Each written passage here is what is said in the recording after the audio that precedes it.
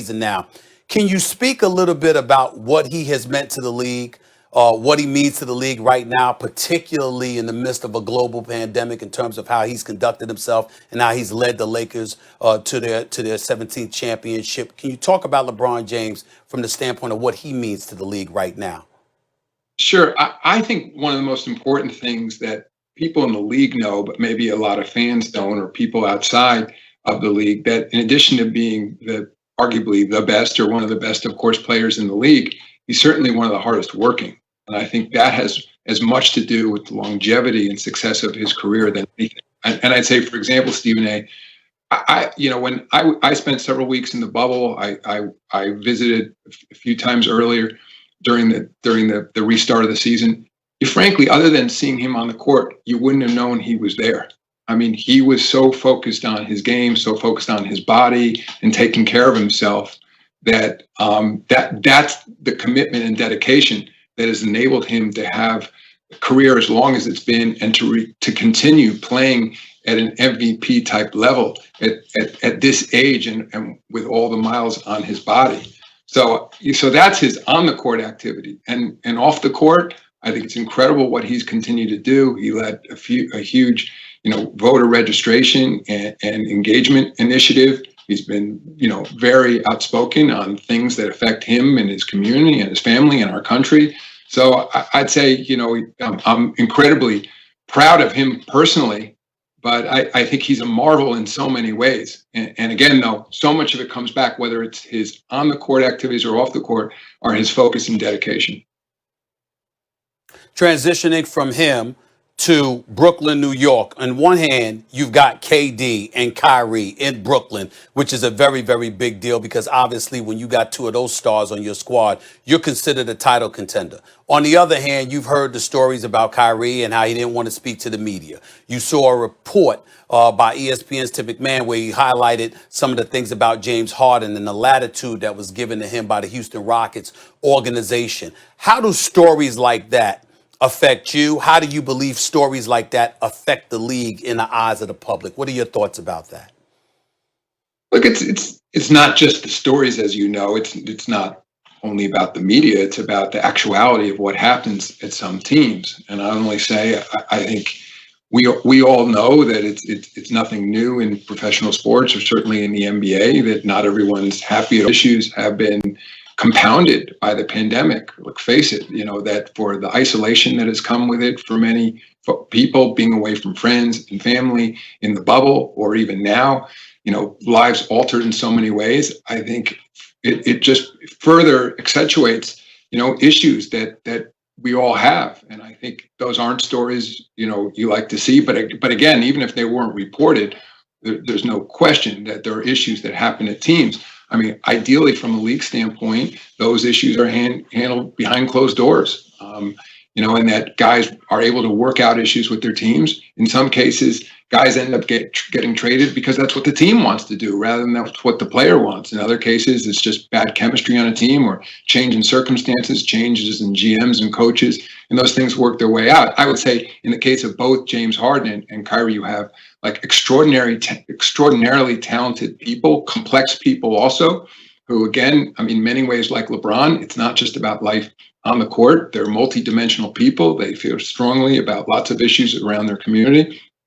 And again, at the end of the day, you just want to see them be able to focus and have great seasons. And it seems like in this case, both situations have settled down. I think Kyrie, recognizes at the end of the day that talking to the media is part of his responsibility as a player. And it's not really just about the media, with all due respect. You all are a proxy, for reaching our fans. And it's part of how our fans can engage with our players in our game, to understand sort of what players are thinking about and what they're doing. And I think James, I saw the media he did last week. He said he's focused on his game and being in Houston right now. And look, he's got some great players around him, and let's see what happens once the season starts. Ultimately, that's what puts a smile on my face. That's what's so exciting, to be back to NBA basketball. Absolutely, getting back to NBA basketball, but I'd be remiss in neglecting to bring up Kawhi Leonard as well because you guys are investigating, the league is investigating allegations made against the Los Angeles Clippers and consultant Jerry West about the recruitment of Kawhi Leonard. What can you tell us about that and how far along you are in that investigation? What can you speak on in regards to that? All I can say there is, everyone is entitled to the presumption of innocence. Obviously, someone that is not known to me or to the league office has made an allegation against the team, and so we'll look into it. It's our obligation on behalf of all 30 teams that if something comes to our attention, we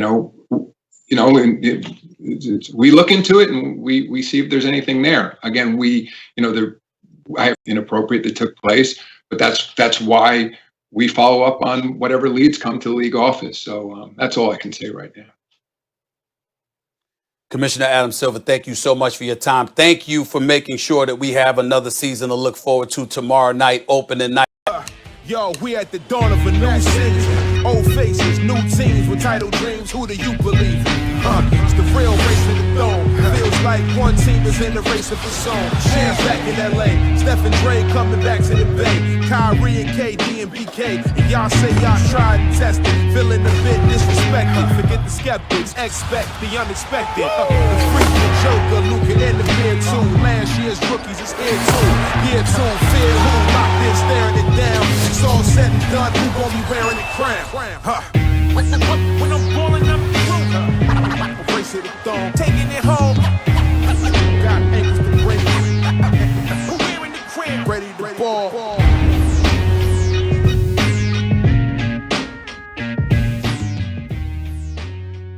It's what we're all waiting for. Opening night, tomorrow night, NBA season, and it is my honor and privilege to have our next guest approaching his 7th year as commissioner of the National Basketball Association, the one and only Adam Silver. How are you, sir? Thank you for being on the show.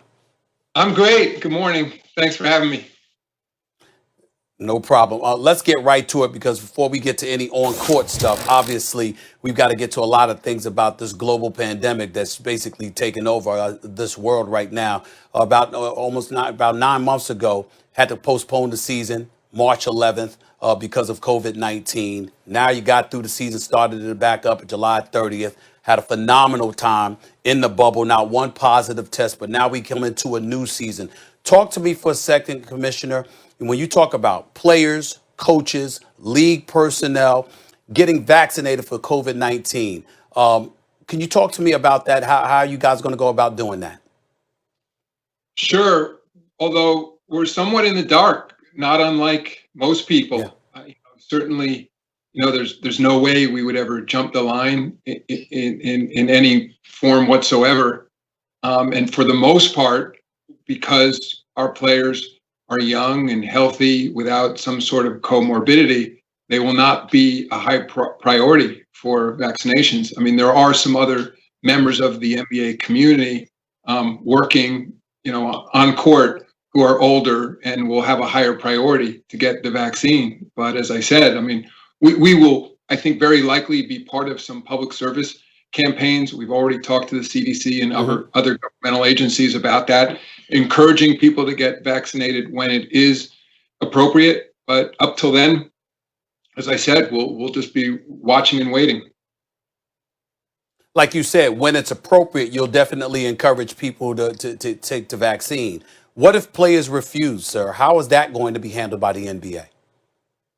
First of all, we don't have the right, short of a negotiation with their union, to require them to get vaccines. And I'm hoping it doesn't come to that. I mean, I understand, that some people don't want to get vaccinated. I think a part of it will be a public education campaign.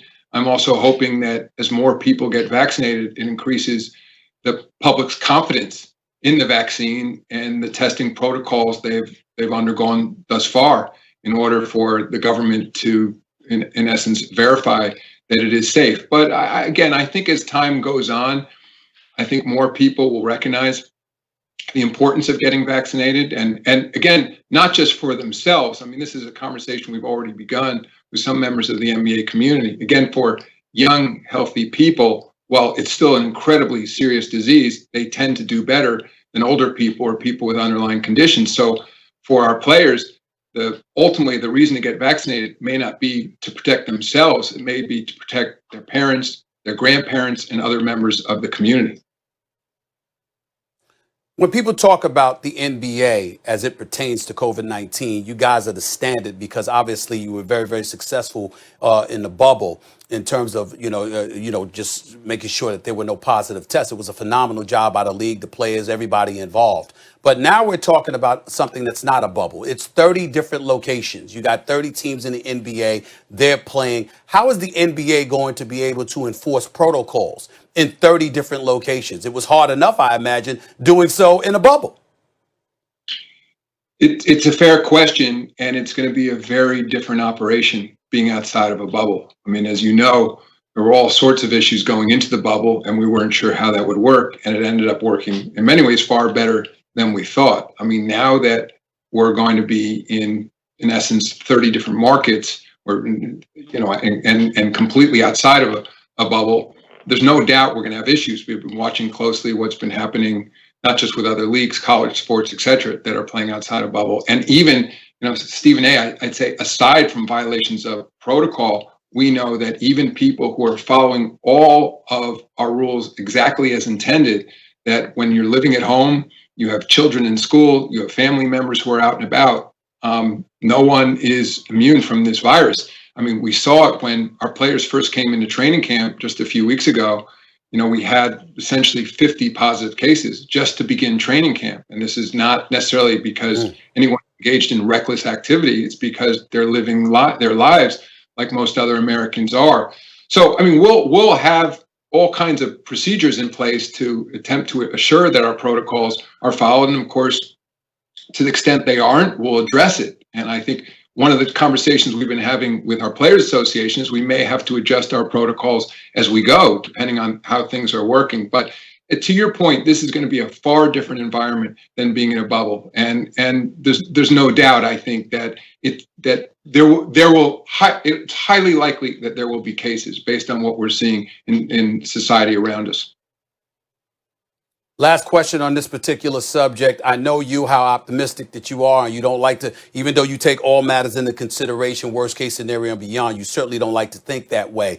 Can you foresee, is there any kind of scenario that you can envision where this season can ultimately end up being postponed again? And if so, specifically, can you speak to what's being done to make sure that's prevented?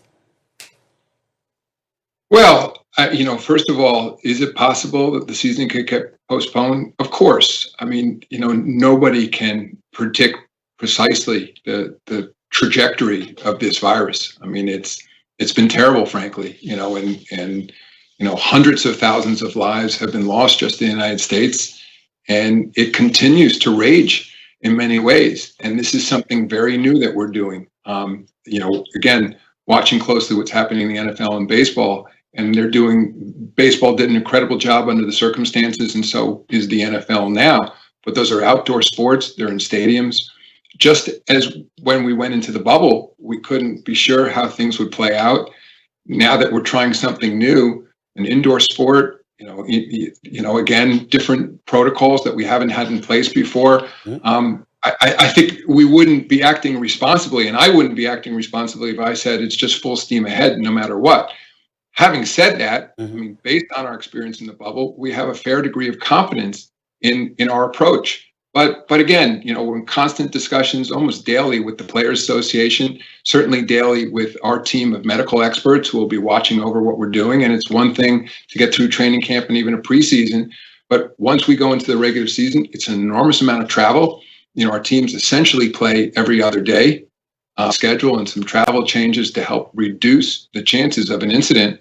And hopefully, as the vaccines begin to get, as adoption continues, as tens of millions of doses begin to get distributed, that will have an impact as well. But the answer is we have lots of alternative plans in the drawer, and we'll just see. I think we're going to go forward as we are. We have, as I said, a fair degree of confidence in it, but I want to make sure everyone understands that the safety and health of our players and all the participants are our number one priority. And if any time we feel that's being jeopardized,